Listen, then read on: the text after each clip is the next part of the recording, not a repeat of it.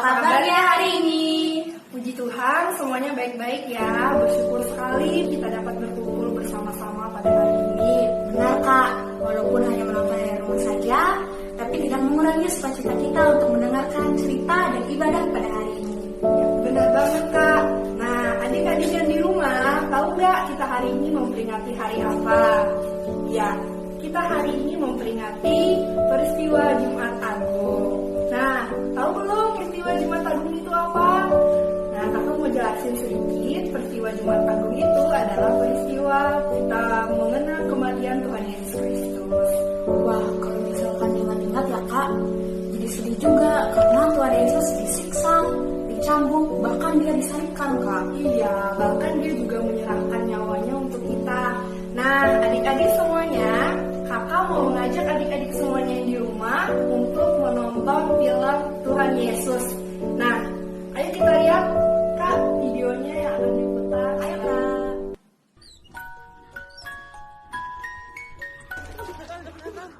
Sesudah mereka menangkap Yesus, kemudian Yesus dibawa menghadap imam besar. Lalu semua imam kepala, tua-tua dan ahli Taurat berkumpul di situ. Imam-imam kepala, malah seluruh mahkamah agama mencari kesaksian terhadap Yesus supaya ia dapat dihukum mati. Tetapi mereka tidak memperolehnya. Banyak juga orang yang mengucapkan kesaksian palsu terhadap dia, tetapi kesaksian-kesaksian itu tidak sesuai yang satu dengan yang lain. Maka imam besar bangkit berdiri di tengah-tengah sidang dan bertanya kepada Yesus, katanya, "Tidakkah engkau memberi jawab atas tuduhan-tuduhan saksi-saksi ini terhadap engkau? Apakah engkau Mesias, anak dari yang terpuji?"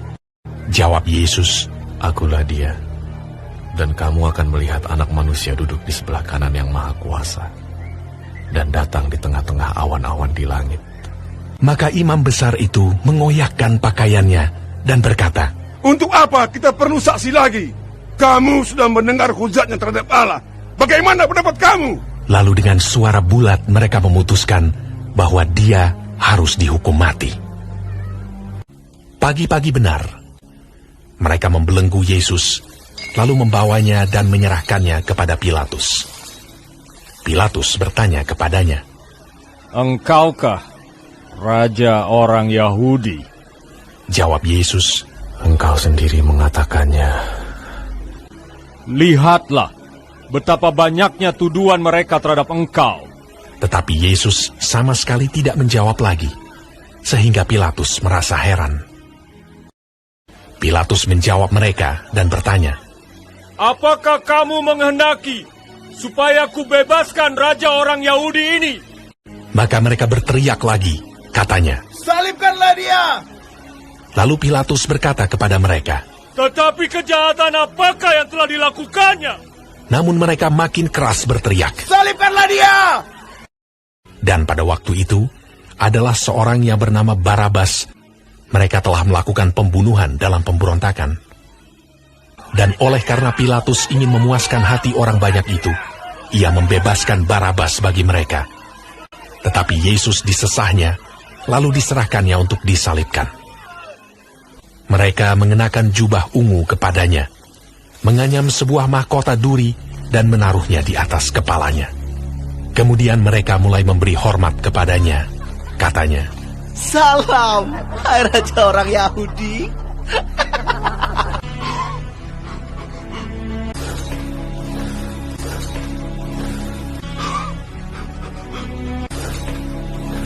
Pada waktu itu, lewat seorang yang bernama Simon orang Kirene yang baru datang dari luar kota. Dan orang itu mereka paksa untuk memikul salib Yesus.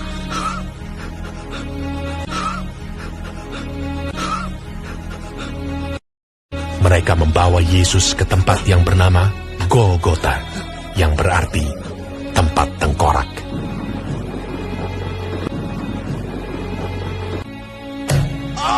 Kemudian mereka menyalibkan dia.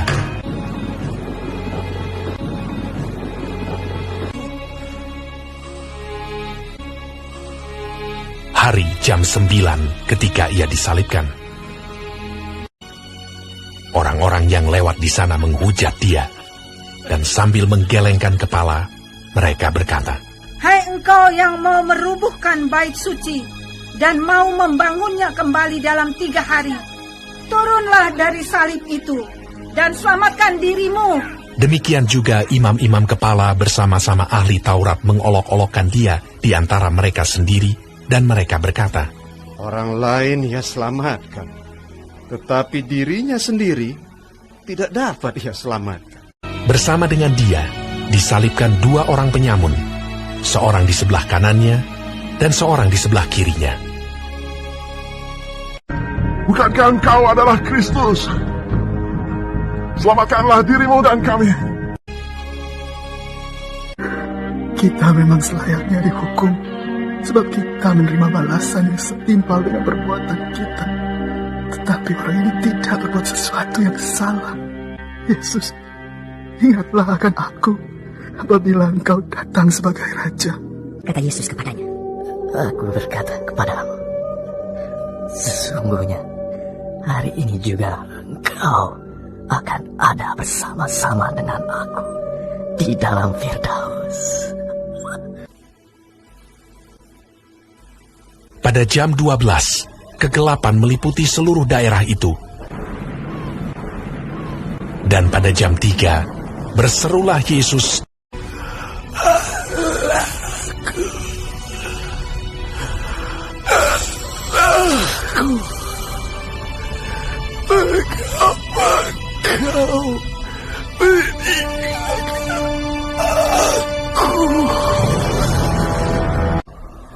Lalu berserulah Yesus dengan suara nyaring dan menyerahkan nyawanya.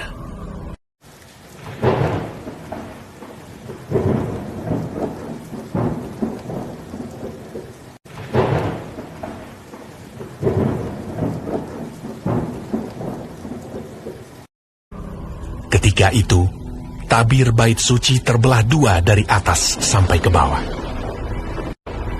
Waktu kepala pasukan yang berdiri berhadapan dengan dia melihat matinya demikian, berkatalah ia, Sungguh, orang ini adalah anak Allah. Yusuf, orang Arimatea, seorang anggota majelis besar yang terkemuka, memberanikan diri menghadap Pilatus dan meminta mayat Yesus. Lalu ia membaringkan dia di dalam kubur yang digali di dalam bukit batu. Kemudian digulingkannya sebuah batu ke pintu kubur itu.